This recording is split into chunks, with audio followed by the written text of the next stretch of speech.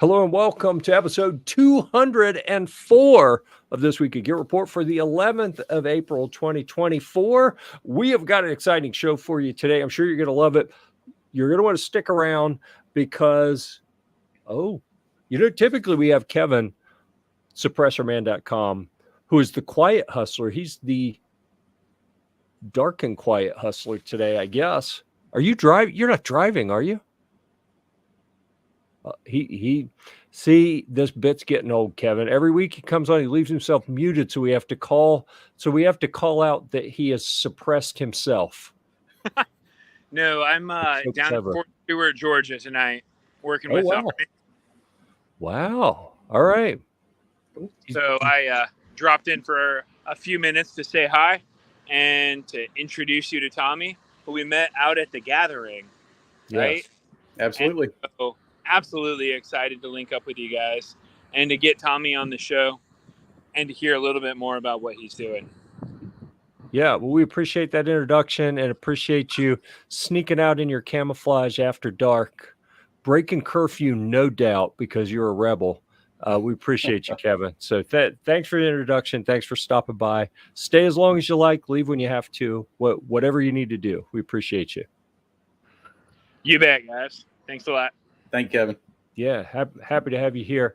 And Tommy, welcome to the program. Kevin met you at the gathering, and I don't think we bumped into each other this time. We made it just a day trip this time, and didn't make it around to see quite everyone like we normally would. So it was such a big event. You could have 20 people there you knew and never even see them. It was huge, much larger than I thought it was going to be. Wow. Okay. Interesting. Yeah. And so when the gathering started, this was the fourth year of the gathering. The first one, I think we were there for 4 days that time. And one of the days got canceled because tornadoes were coming through. But we stayed busy pretty much most of the time. Yeah. It was a little long. So being a 2-day event this time, and we only came for one, but I guess it depends on what you're trying to do. It's a neat event, and we appreciate it. But every year they try to reinvent it and do something different with it. Yeah, I was impressed. It was pretty wild. Yeah, cool. So thanks for being here. How about an introduction? Who you are, who you're with, and we can start to define the scope of things we can talk about and see where we go from there. And look at that, Flying Rich is out there giving us the three yos. That's like our standard greeting on this program. I don't even know why. We've been doing it for so long that yo just Rich may have started it, actually, come to think of it, a few years ago. But anyhow, Rich is out there. I'm sure we'll have other people pop in at some point. Awesome. Well, yo. My name is Tommy Dimsdale. I'm with the National Association for Gun Rights. I'm a regional director for NAGR. And I am the executive director for Palmetto Gun Rights. That's their state-run affiliate. So we got national, we've got our states, like we got one in Florida, Pennsylvania, several other states out there. And then we've also got a foundation, which is the legal side. But I know me and Kevin just kind of hooked up at the event, started talking politics. And I can talk politics for probably as long as you want to. We got some real gun guys. I know our president, Dudley Brown, he loves long range shooting. He'll sit here and talk to you about gear all day. But, I've always been drawn to politics and doing what's right, seeing that there's something that needs to be done. And you know what? The Constitution is just a piece of paper if there's not people there to defend it. And that's what we do. So thank you for bringing the website up. I appreciate that. Yeah. Well, and we got both of them. So what I'm going to do here, and any site we pull up, I try to remember to drop the URL out there. So let's see, we'll put that one. Gear-Report.com posted that one, and then we'll hit your other site here, and we'll post that one. And there we go. Gear-Report Firearms is going to share that link for us. Awesome. Well, I appreciate it. Those are out in the comments if anyone would like to get to those, either live or in replay. You'll be able to find those down there. So, yeah, I wanted to come on last week and had a little bit of emergency I had to do. We got something called faculty training. That's a Foundation for Applied Conservative Leadership training, and I just wrapped up my training on that like 2 weeks ago, and just getting out of a hot fight in South Carolina where we just passed constitutional carry, and I got to go and teach my first class down in Prosperity, South Carolina, and it was awesome. If you've ever heard of the Foundation for Applied Conservative Leadership, it is definitely worth checking out. I mean, it reinvented everything I thought about politics. We teach you how to really put your hands on the lever of government and make things go. Teaching activists, from the ground up, whether that be all the way down to county council and your school board, all the way up to, the federal level. It is fantastic training. It was all day training too. So I appreciate you having some levity with me on that, because definitely had to get my butt in gear, because I had like 2 days notice to get an 8-hour program just kind of put together. So yeah, no worries. There it is. There you go. Yeah. So yeah, if you're ever wanting to make a difference in politics, you can look up a class right there, and it is absolutely fantastic. Like I said, it changed my life, and this is kind of how we do political operations at the National Association for Gun Rights. We go on this model of confrontational politics. We're not there to appease the politicians; they work for us. So, but other than that, I don't know if you have any specific questions for me or anything to kind of get the ball rolling. But I mean, I'm an open book. Well, I think a good place to start would be National Association for Gun Rights. Sounds like a very descriptive name, but we have in this country a variety of organizations that purport to promote gun rights in one way or another. And I'll leave it to you how you would like to approach this. I'm going to throw one under the bus right away and tell you that we generally support anyone who supports our rights and wants to promote our rights and protect our rights. With that in mind, I have kind of fallen out of love with the NRA because I don't feel like they're really doing that much anymore. They certainly do not seem to want to follow that confrontational model that you suggested. There's some other ones that we love that we do some stuff with, and I like having multiple dogs in the fight, so to speak. But where in that landscape would you say that your organizations, your state organization and the larger national one, where would you say those fall? Well, first of all, you beat me to it. Second of all, last time I checked, we're over 4 million members, 4.5 million. I think we're second to the NRA. I think probably our biggest downfall is, we're running program in these states, and it's kind of the point where, if you don't have an elected official, or it has been, we've been getting better at it, but if you don't have an elected official that has voted wrong, you might not know of us so much, because the money that, you send to NAGR, or Palmetto Gun Rights, if you live in South Carolina, that's going, to fight the good fight. And it's going to mailers, text messages, emails, and all that stuff costs money. If you don't have money, you can't fund your program. And we've had to spend quite a bit to get constitutional carry passed in South Carolina. That was a knockdown, drag out fight. But, you're right about, the NRA, and I'm not just here to talk trash. They've, even at the state level, I've had to really rack my brain, because it always seems like they want to show up to the meeting room and think, well, if gun control is going to pass, we want to have our fingers on it. We want to have our fingers in it. We want to be at the table. We don't, NAGR, Palmetto Gun Rights, we don't want to be at that table. We flip the table over, tell the politicians, if you vote for gun control, there are serious political consequences that will ensue, and we're going to let your voters know about it. We're not in the, working these backroom deals with smoke-filled rooms. And I mean, whenever you start compromising on the Second Amendment, that is extremely, extremely dangerous. And that's why we've been growing so much, is because, we're the largest no compromise gun rights organization in the nation. And, we fight gun control. We don't compromise. Right. I'm liking what I'm hearing here.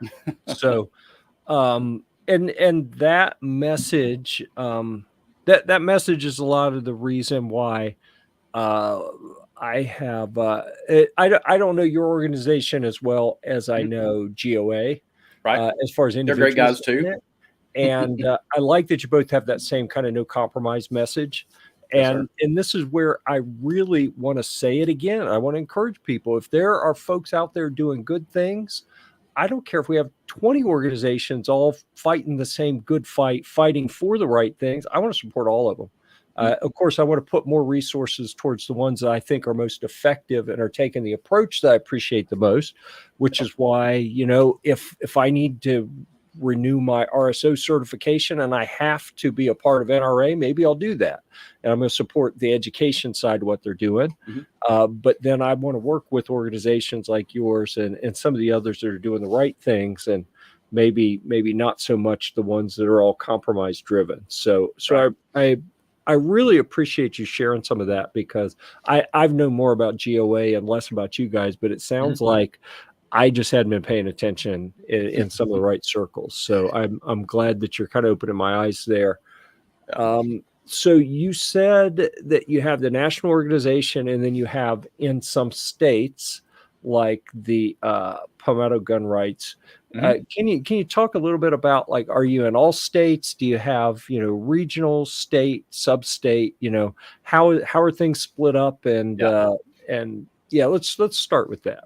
Absolutely. So, if there's a particular state that we've, especially if we've got someone on the ground there, that's a good reason for us to go ahead and get an actual group started within the state. The people that are there, I've lived in Spartanburg, South Carolina my entire life. So I know a lot of the politicians here. I already have a little bit of inroads whenever they hired me. But yeah, we've got Palmetto Gun Rights, Pennsylvania Gun Rights, Florida Gun Rights, Texas Gun Rights. Texas Gun Rights is doing exceedingly well. And, I'm here to tell you, as far as I've seen across the board in all of these states, as maybe a gun owner, you might think, oh, well, that state's got good gun laws or that state doesn't. Human nature is largely the same, and the politicians are mostly all the same. When we go through our training, we've got this whole list of things that politicians are going to tell you as to why they can't push a pro-gun bill or why they can't get away from supporting an anti-gun bill. And you can just check mark off everything. They all say exactly the same thing. You don't know how things work here. That's not how we do things here. We can't come off as too extreme. And, the political class, they've been doing this a long, long time. They know how to get you to shut up. They know how to get you to go away. And when you don't, that's when they really freak out. They're going to come back at you. They're going to threaten you. And they do not like being held accountable. And we're seeing a lot of that in South Carolina right now. We're seeing a lot of it all over the place.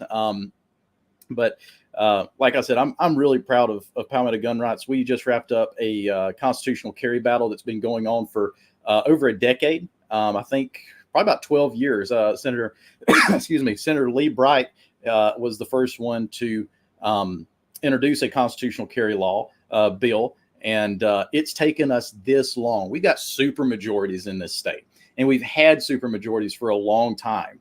And it kind of makes you scratch your head on, well, why can't we pass something as common sense as constitutional carry? Why can't we do that? And the real news is the political class gives cover to each other. Sometimes it's easier to pass a pro-gun law where there are fewer Republicans in the state. But right here, we've got a bunch of coastal Republicans, and because they've got an R beside their name, well, leadership has to take care of them too, and has to cave and give them things. That is a wall right there of the 9 Republicans that voted against, the 8 Republicans. One had passed away recently, so we took that off. But that had formerly voted against constitutional carry back in 2021. Now, because of our intense grassroots pressure, our confrontation, our mobilization, most of the people here actually voted right for it. Sandy Senn, Michael Johnson, Henry Gustafson, Sean Bennett, Greg Hembry, they voted right for it. But let me tell you, it took a ton of grassroots pressure, and it's never ceased to amaze me just how much arm twisting there has to be to get them to push the right button, just to do the right thing. But we're still down here dealing with Luke Rankin and Chip Campson, who refuse to stand up for gun owners and protect our rights. But it's been a real slog. I'm very happy it's over, but we got a primary season coming up, and right. There's a lot of accountability to be held there as well. So we're looking forward to that. Wow. So how deep do I want to get into this? Here at Gear-Report, we do a lot of different things. Like we've got, I think, 7 different video channels, each one on a different topic. The firearms channel being one of them. Another one of our channels is the Gear-Report Humvee channel, and that's the military vehicles, the Humvees. We just received our 4th one here at headquarters. I'll do them as a project. So we did one, That's sold awesome. it, used the funds to buy the second one, did a bunch of upgrades, sold it, used the funds to buy the third one, got impatient, hadn't sold the third one yet. I already bought the 4th one and I'm working on that. It took, what did it take? 6, maybe 7 years to get our state to allow you to title former military vehicles cleanly. They had, like, you could do it if you knew the right people and if you did it this way, and people got it done. But then a lot of bureaucracy. You go and they're like, nope, we can't do it. And it all depended on what your local person said and these little fiefdoms. And I'll tell you what, going through that process of over and over explaining to people and hearing them say, oh yeah, I 100% agree with you, but I can't help you. Just what you were just saying. Right. That I have worked for local, state, local, county, state, federal government. I've done a lot of things, and I thought I was as cynical as I could get. But trying to take something that was very simple, common sense, everyone agreed with me. Oh yeah, we agree. This is messed up. It's a catch-22. It's a big circular argument. Like, this is something that we should be able to fix administratively because it doesn't make sense. And no one would. And eventually I threw my hands up. I left a truck sitting beside my house for a year. Didn't touch it because, like, that's such a shame. Tag. And then someone reached out to me and said, hey, I heard you've been fighting this fight. I got a friend that's on the transportation committee, state senator or congressman, whatever. I don't remember. If you'll share with me all that information and give me a summary of what needs to happen, I'll present it to him. A week later, I get a note. Yeah, it's done. And I'm like, this process is so jacked up. And we found that the DMV here in North Carolina has these different kingdoms within it. And they will just drive their heel in the ground and say, absolutely not. Well, why? Because that's what we do. That's how we do it. And I look at this and I think, okay, I was fighting for something that was comparatively meaningless, right?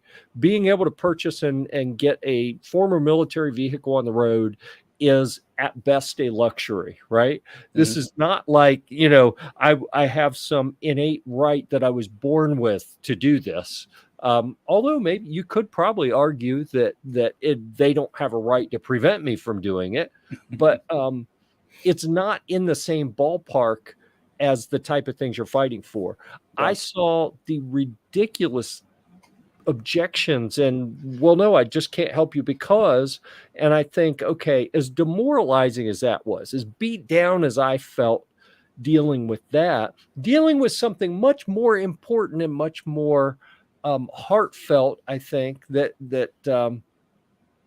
I guess where I'm going is I can't imagine what it takes to continue fighting that fight.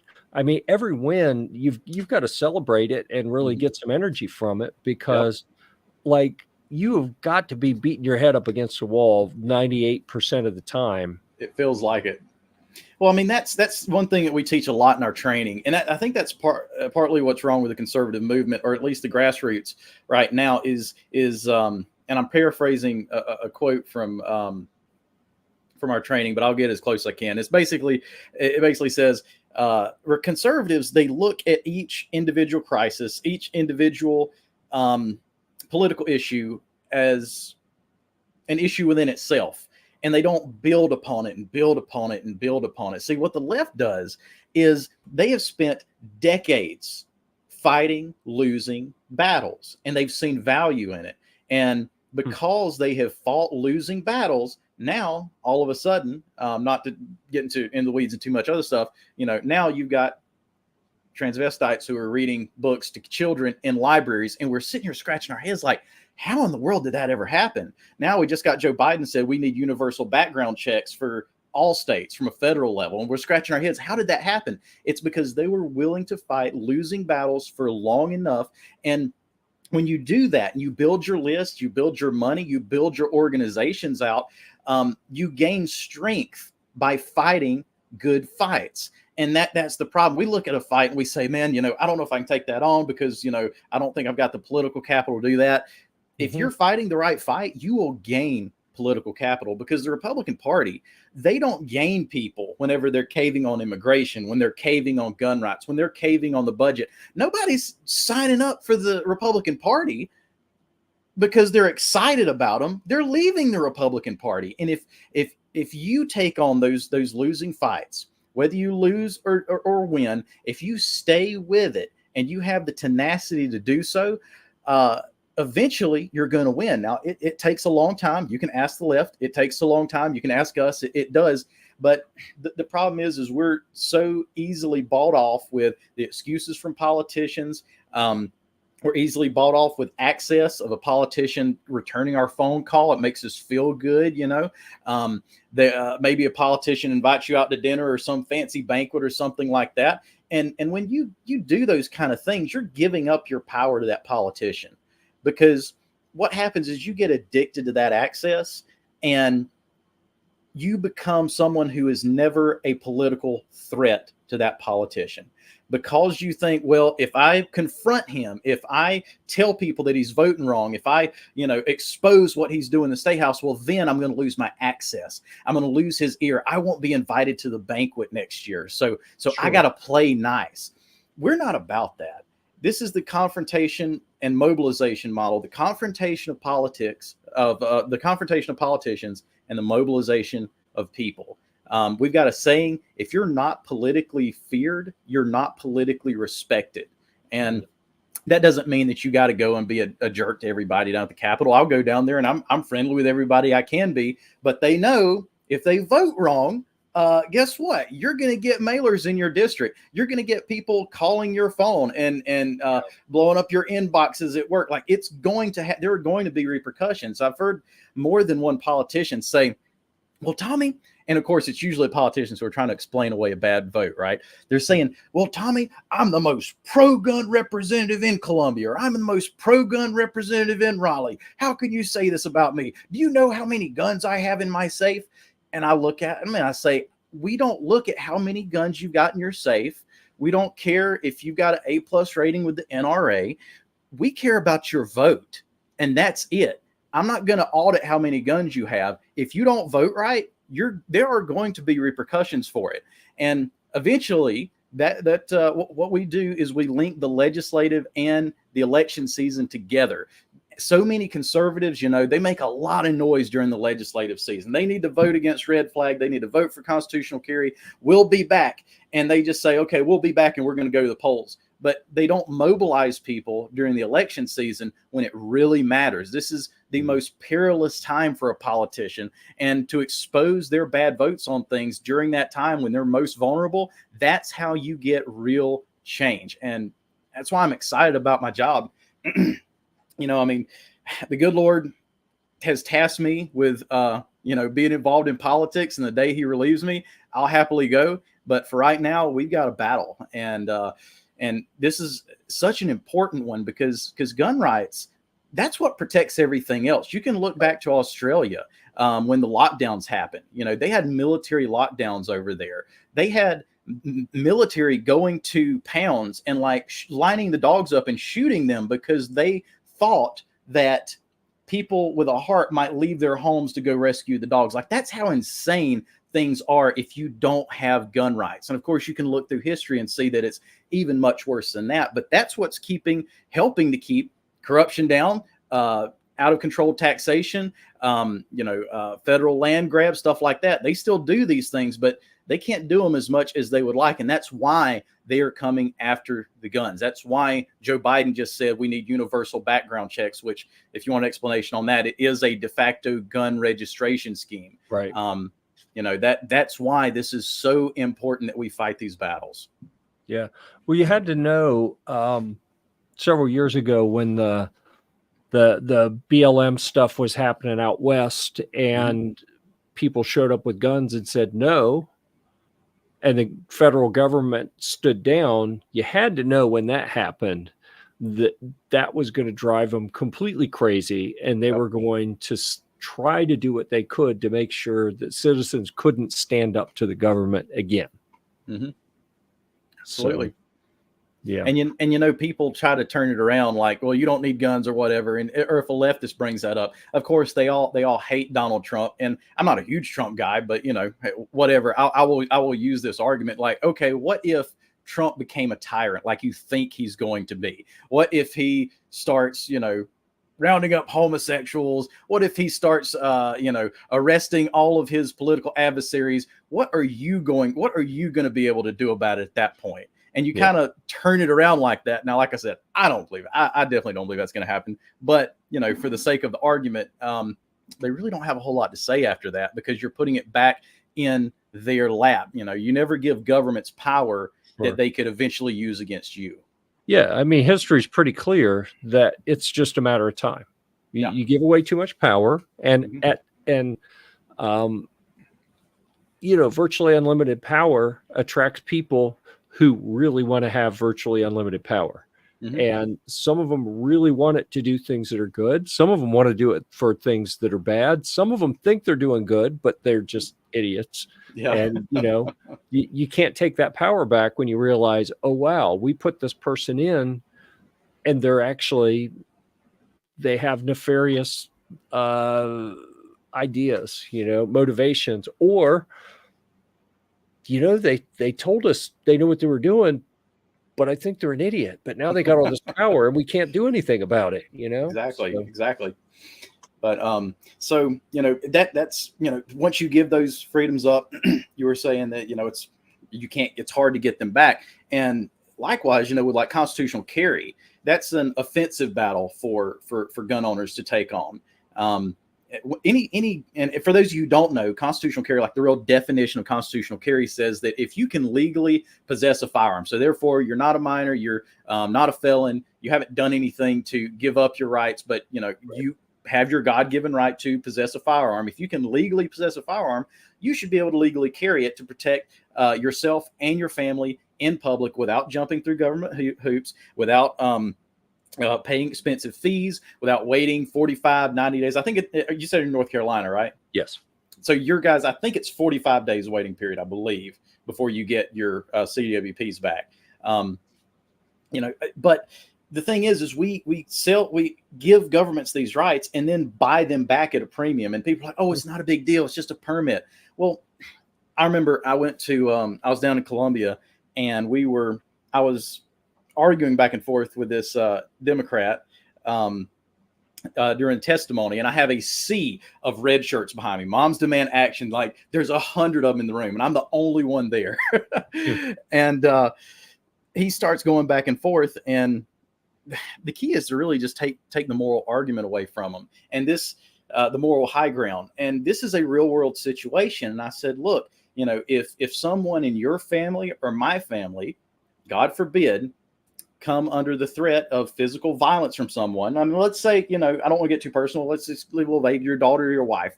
And maybe they grew up around guns. They know how to handle guns. They're very proficient with it. And they get a stalker. They get an ex-boyfriend. They have somebody that's a disgruntled coworker. Well, guess what? They need that protection now. They don't have time to sit and, you know, depending on how busy it is in your area, to schedule a class out 2 to 4 weeks and then wait an additional 45, or in South Carolina's instance, 90 days while their possible assailant is out there who doesn't care about the law. He simply doesn't care. It doesn't matter if they've been trained, if that they know what they do and they know the laws. Our government permitting systems are saying, no, you have to wait while this person gets to do whatever they want to do. And what's even worse than that, in case in South Carolina, and North Carolina is pretty similar, I think, I'll have to look it up. If said woman decides, you know what, I'm getting nervous, I've seen this guy around the house, I've seen him when I go out shopping, I need to carry my gun, those draconian permitting systems actually believe that she should serve time in jail. In South Carolina, it was up to a year and like $1,000 fine. I think in North Carolina, you actually got to do some community service for it. That's not just unconstitutional, Jeff. That's downright immoral in my book, and that's why we're fighting, some of these, we're taking that fight to some of these states. We got 29 passed, and hopefully I'm right down here in South Carolina.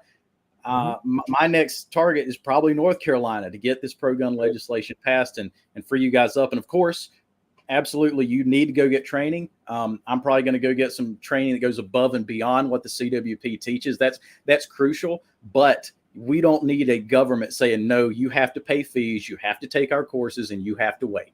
That's not right. Well, and I would also, if we go back to this screen that we had up earlier here, I'll tell you what I think about the universal background checks or background checks in general. And I'll tell you what, I remember a few years ago, I got in a pretty vocal public fight online, not like in person, with a couple other gun writers who told me, one of them actually told me I was an embarrassment to the firearms community because I said that I don't support background checks at all, let alone universal. I think that, wow. And they're like, well, you're not fit to have a gun at all if that's how you feel.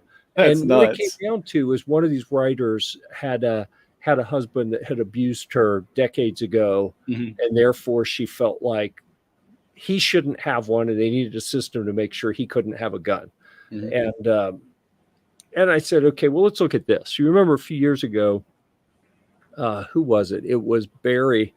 Mr. Obama had put a Surgeon General in place who had classified the desire to own guns as a mental illness. Like he'd come out and said, you're crazy. Like all these people, they're messed up. Like we need to start treating this as a medical, like a mental health issue for all these people who have to have guns.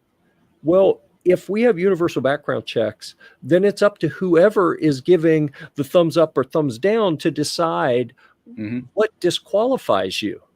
Yep. So you put the system in place with the best of intentions. Like, yes, we want to keep that crazy person who has had done violent crimes before from hurting people.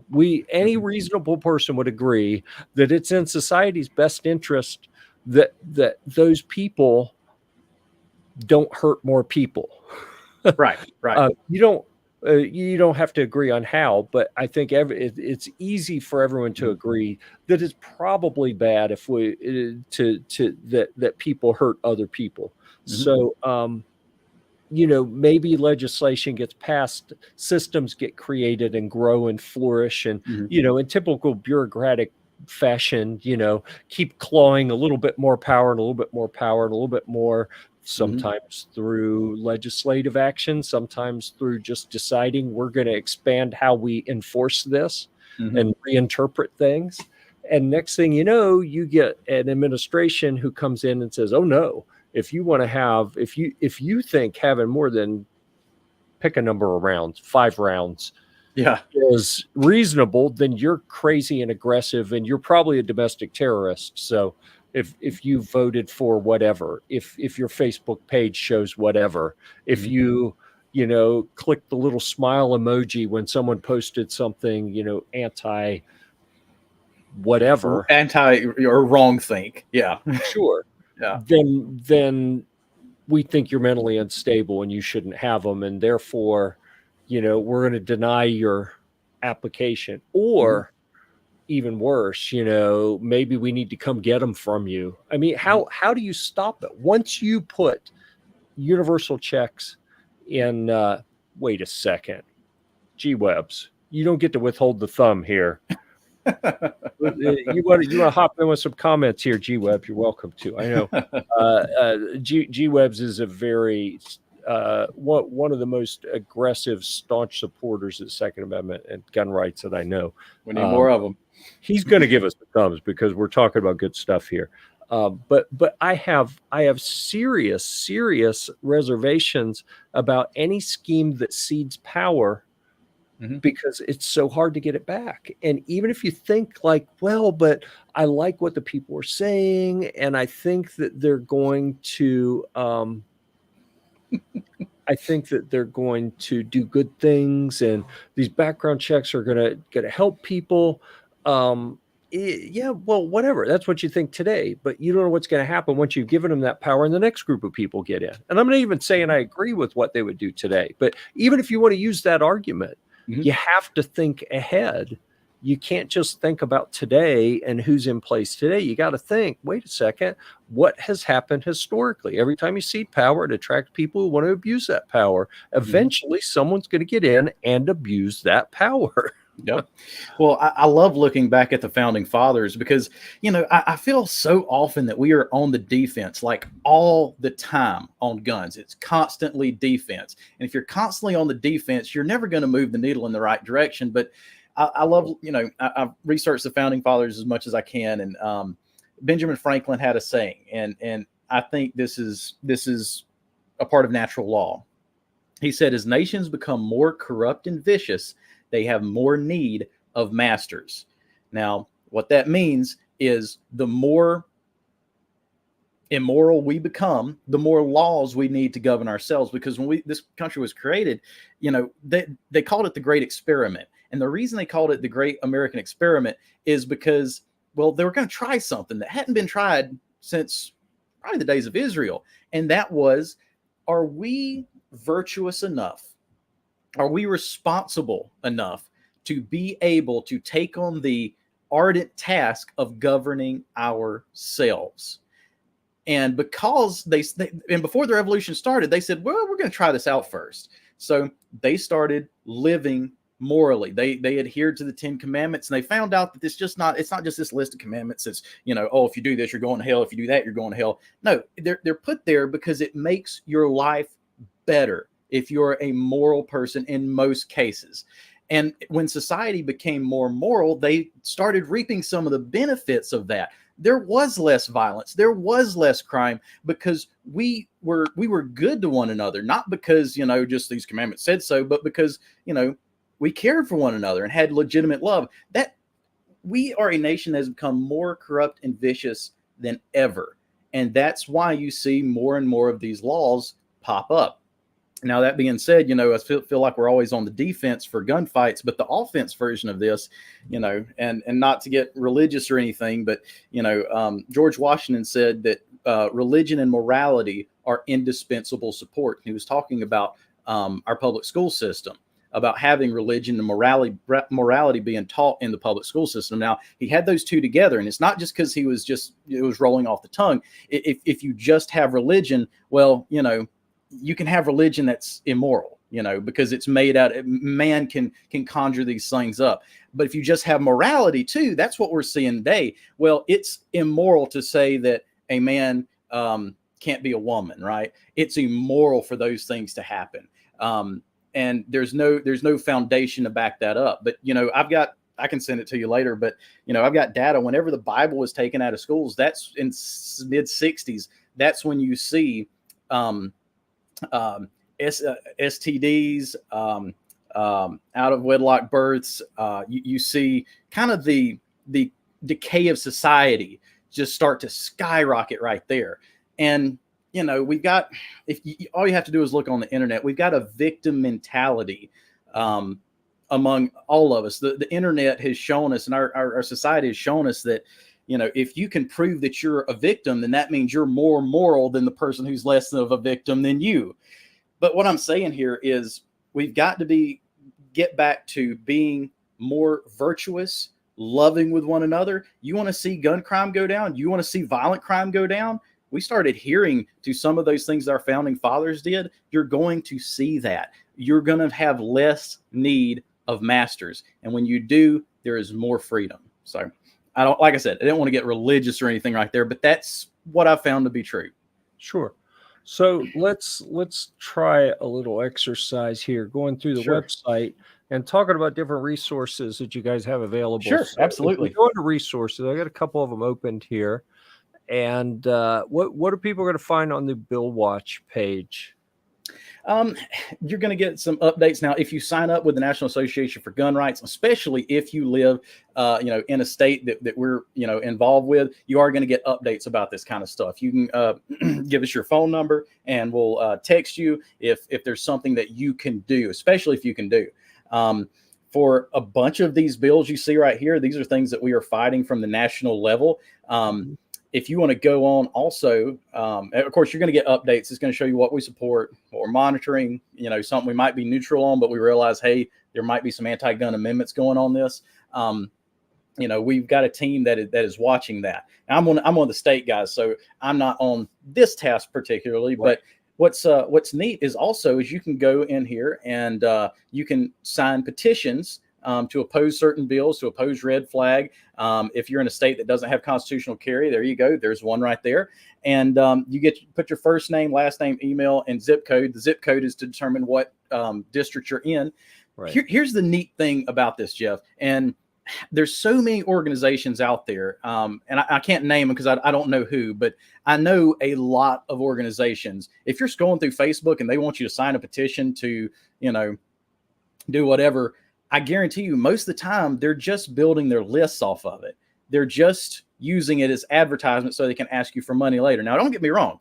Money is important for an organization. And if you sign up with NAGR, we're going to give you opportunity to help us deliver petitions, deliver as much political pain to politicians who deserve it. But at the same time, these petitions actually get delivered. I know the security, I've heard at DC, our guys go up there and they go up there and they've got all these petitions, and security looks at them like they got three heads. And they're like, well, we just got petitions these are from their constituents. They need to see them. They said, nobody ever does this. So we do this on the state level as well. So, if you're a member of PGR or Florida Gun Rights or any of those that I mentioned before, they actually do get delivered.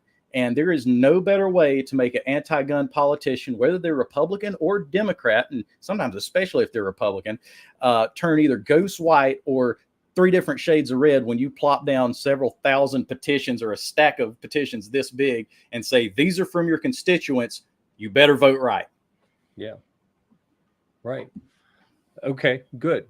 So another option, state affiliates. So Yep. We talked before about how you're in South Carolina and there are others. So this is where you can go to find out where they all are. That's it. And our headquarters is actually out in Colorado, and Rocky Mountain Gun Owners has been doing a fantastic job out there. They are in a very rough state as far as gun rights go. They have been fighting tooth and nail against an assault weapons ban, and it's been a real big tug of war. They're finally down to the last 30 days of legislature, and we don't know when it's going to be introduced, how it's going to be introduced, but we are fully expecting for the Democrats to put something up and try to slide it across the line right at the last minute. Right. But yeah, we've got people in each one of those states that you see that are in the red. They're there, they're on the ground, they see what's going on, and they actually go down to the capitals. We're not in those particular ones. We're definitely not out of staters just coming in and doing and fighting for the Second Amendment. We're there. I get to enjoy constitutional carry now. Hey, I've been wearing it around the house just because. Right. Yeah. So I know North Carolina's probably next, and that's something I haven't been able to dive into just yet as far as politically. I don't know, Jeff, do you have any opinions on how easy or how hard that's going to be? Can you fill me in for what I'm about to get my hands into? I don't want to, because I don't want to discourage you. Man, I've been in South Carolina for so long. I understand.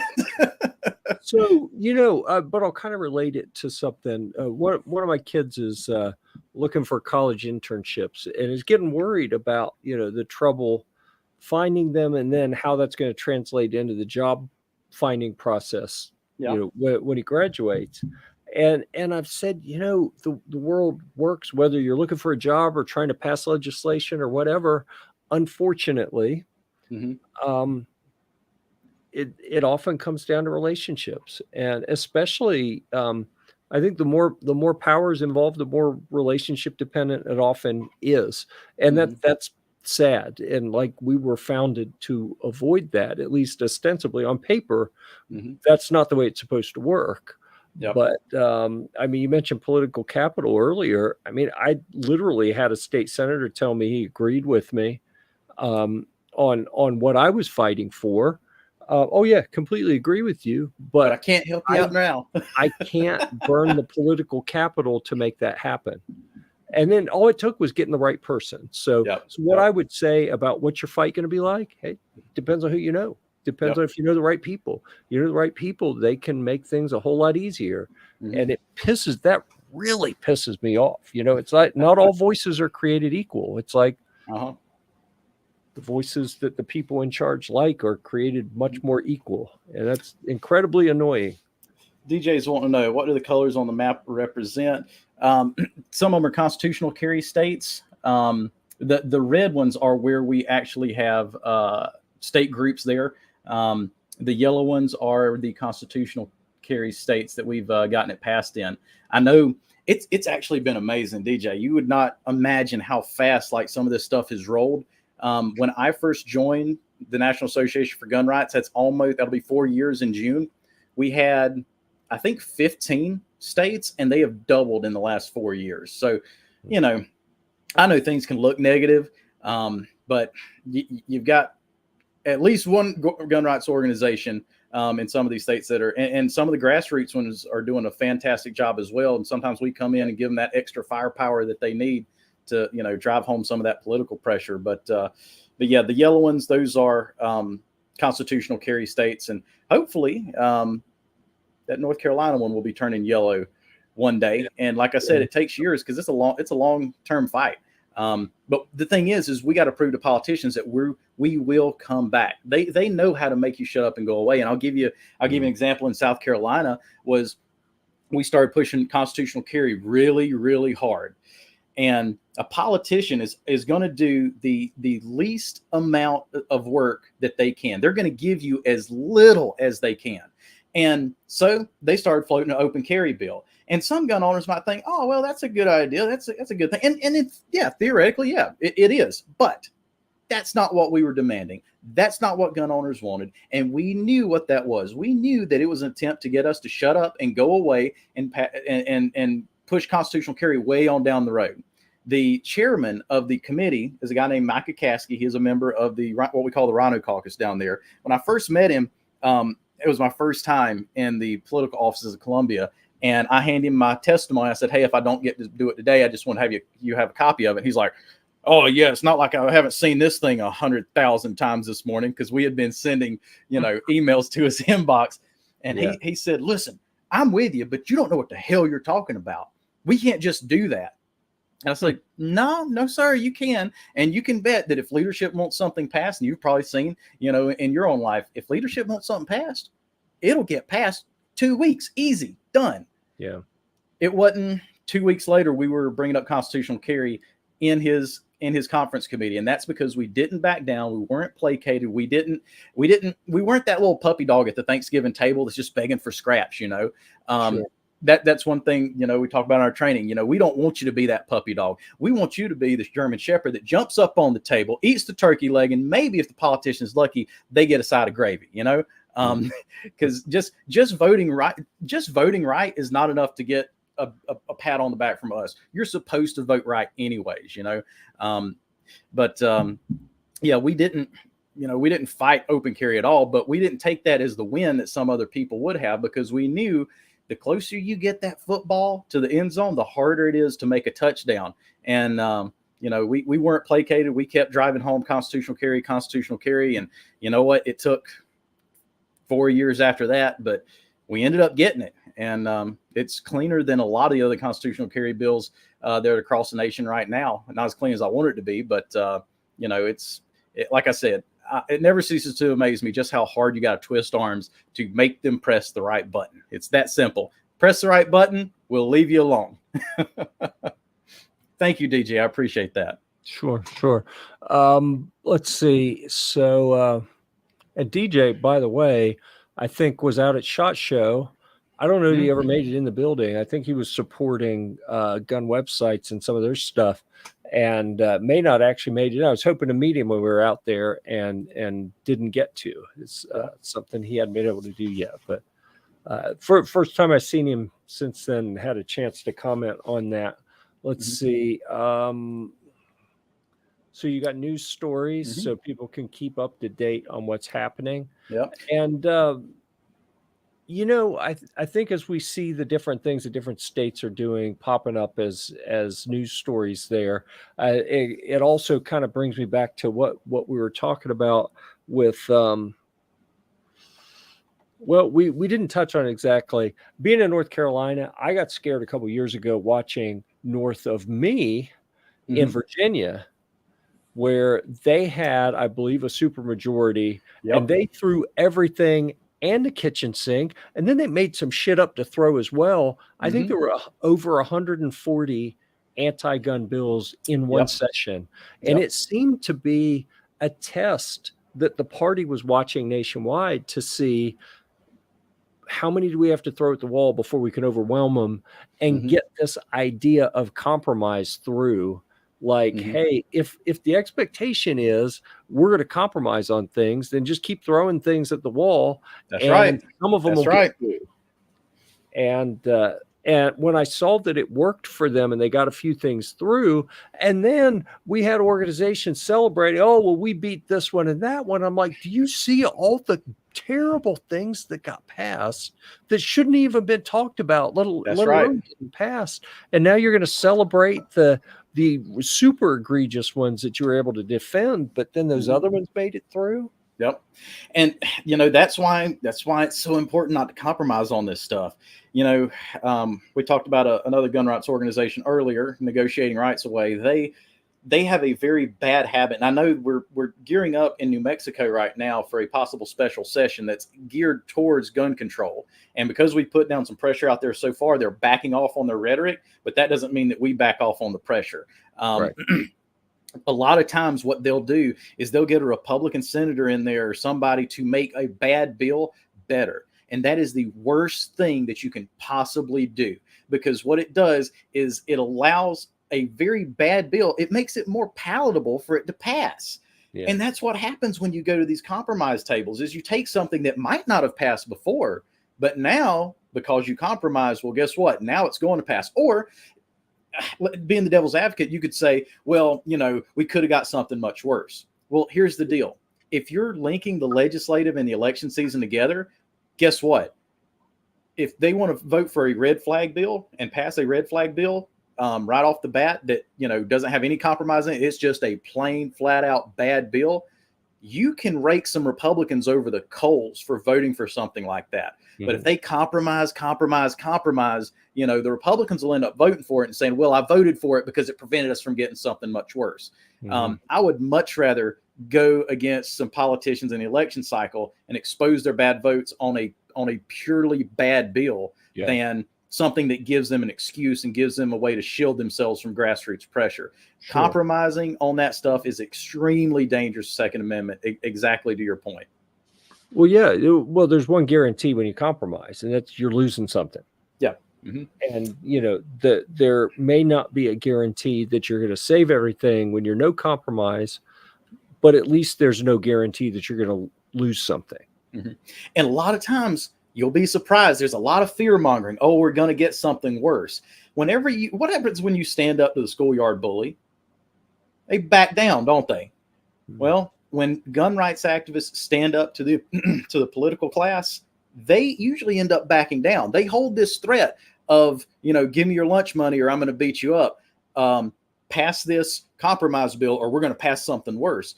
When you look at them and say, fine, pass something worse and see what happens. A lot of times they end up backing off of that because a lot of them are in districts that they're not comfortable enough in to be able to vote for something egregious as something like an assault weapons ban or red flag gun confiscation or universal background checks. When you stand up to the schoolyard bully, they'll more often than you think, they back down. And that's what we found to be true. Right. Yep. Absolutely. All right. Yeah. And then sneaking things in like DJ was mentioning. Yeah, yeah. In bigger bills. That tends to be pretty popular. I've seen as well. All right, we're almost out of time, and typically on this show, this week Gear Report, we have an agenda where we talk about recent reviews. We've skipped that tonight. We have more important things to talk about. Things will be published soon. I can tell you I have 6 what are they called? Pending articles right now. That means we can have drafts pending or published. Drafts, what we're working on, and there's hundreds of them in the draft category. We have a few 6 pending from a variety of different authors. Those will get published pretty soon. And as far as what's coming beyond that, who knows? We got so many things in the pipeline. It's hard to say. Awesome.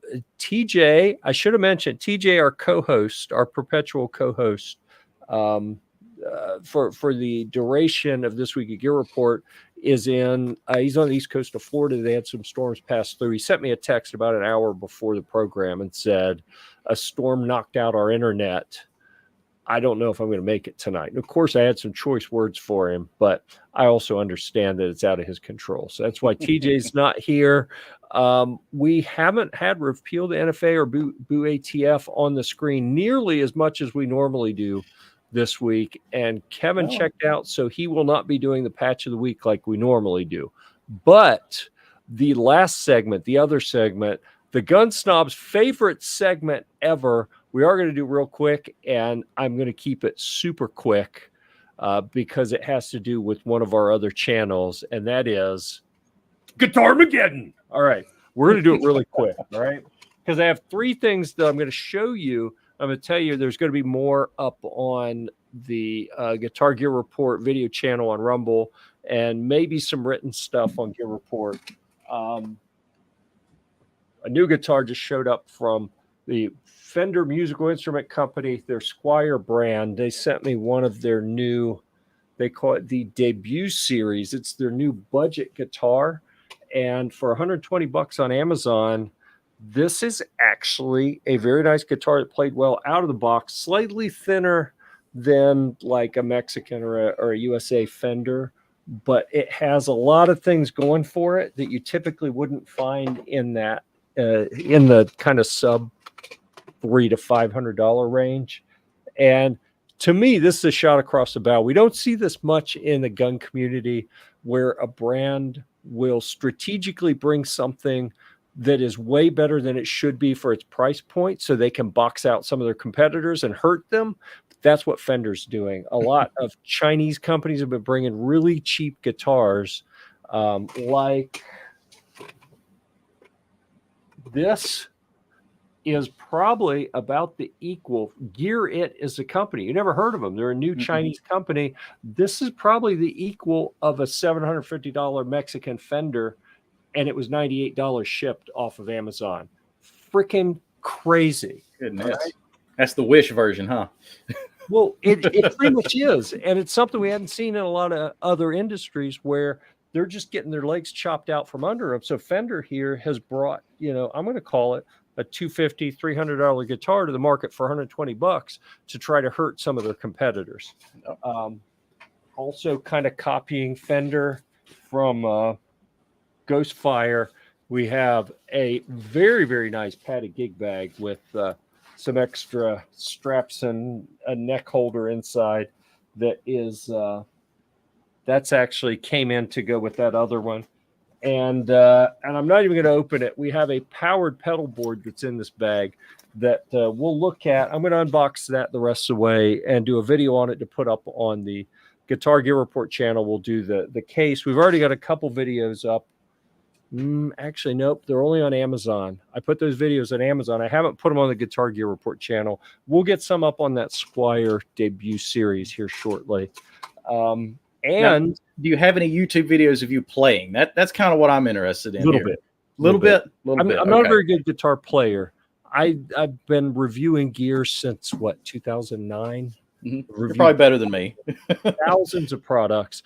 We have the Guitar Gear Report channel has got over 100 videos, and I play in a lot of them. But I will check that out. That's cool. Yeah.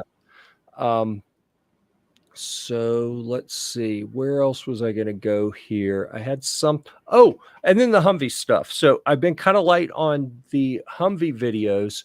You may recall, folks, from last week, I had a whole bunch. We looked at some videos on the Rumble channel, which is duplicated. So for everything but Guitar Gear Report, we have a version on the YouTubes. We have it on Rumble, and stuff gets automatically copied to some other things like Odyssey. But let's see. Oh, that's on the wrong one here. Let me get over here. And this is the Humvee channel. I haven't put anything up in a little while because I've been working on garage organization. It just got out of control, and I had to spend some time cleaning and reorganizing, and picked up a new toolbox and some things. But you can see on the guitar channel, we've got a couple for that Fender debut series that are up, and then a whole bunch of Humvee videos. We should see a whole lot more Humvee videos coming in the next week or two. James should be here maybe next week to install the new fuel injection pump and get that the Battlewagon 4 running. Once it's running and I can move it around a little easier, then I can start on some of the other upgrades that we're going to do and configuration and whatnot. So those projects are moving forward. We're going to do some cool stuff with those. DJ says Fender's Paranormal series needs to expand. Yeah, those are kind of neat. I don't know that I've played any of those, but conceptually, I like the look of them. They the Paranormal series is taking some of their kind of standard designs and putting a tweak on them that makes you kind of turn your head sideways and go, "What am I looking at here?" And they've got some really neat stuff. So yeah. Cool. Speaking of vehicles, we are giving away a Toyota Tacoma through the National Association for Gun Rights. Thank you. And you can look that up. I'll post it. Do you mind if I post a video in the chat? You can try. You may have to put it in the private chat and let me post it. There we go. I got a little gaming channel on the side, but on that one, if you get skipped to 714, you can see some pretty cool stuff. So of what it looks like, and you can go to nationalgunrights.org and sign up to win that as well. So it's pretty excellent. Cool. All right. Well, hopefully people will check that out in the comments and take a look at that. Thanks for bearing with me through the housekeeping we had to do there at the end. No problem. And thanks for being here. I really do appreciate you and what you do, and sir. Taking the time to come talk to us here. Thanks to the folks who showed up out there in the chat. I know we lost some people because I had a tech issue and got started about 10 minutes late. And we have a very punctual audience that is used to us starting on time. So thanks everyone for showing up and contributing in the chat if you did so. We will be back, as the ticker says at the bottom, next Thursday at 9 p.m. Eastern. Every Thursday, pretty much. I said that. I've got one coming up in a couple weeks. I will be on a cruise ship and not available. So we'll see if we can get TJ to run that one. And you know what? Until next time, here's what we do. All right. There's no pressure on you. Let me get this Guitar Mageddon off of here. We're done with that. So I made the mistake, Tommy, one time. It was actually an old sponsor of the program. Sylvan Arms sponsors the program now. We love them. We appreciate them. They make some really cool stuff. A prior gun manufacturer that was a sponsor, we had their rep on, and we did a whole show about them. And as we're wrapping up, I said, here's what we do. I'm going to point at the camera, and everyone points your finger like right up at the camera lens. I'll say, until next time, and I'll point and say, we'll see you at the range. And it's stupid. It doesn't make any sense, but that's what we do. We started doing it. That's totally cool. Over 100 shows ago. And I said, here's what we're going to do. And he just looked at the camera and said, dude, I'm not doing that. I was like, whoa. I'll do it. So what's wrong with that? No pressure. That's what I'm saying. There's no pressure. If you want to participate, you can. But I'm not going to lean on you and say, give you a hard time or anything. All right. Well, hopefully I can pull this off. Right. Oh, and real quick, by the way, we didn't get enough boo the ATF in here tonight. Sorry. I do want to send your attention to our foundation. Just a real quick shout out. That would get the booze going really good. We're suing the crap out of the ATF on multiple fronts. Just want to let you know that on FRTs, pistol braces, stuff like that. We are taking them to court. We're taking one of them to the Supreme Court, and we need your help on the foundation too. So, Jeff, thank you so much, man, for having me on tonight. It's been really great to talk to you guys. And, if you want to support a real gun rights organization that is no compromise, that doesn't take, placation as excuses, but just defend your gun rights, NAGR is it. And I really appreciate it, man. Thank you for having me on. Yeah, thanks for being here.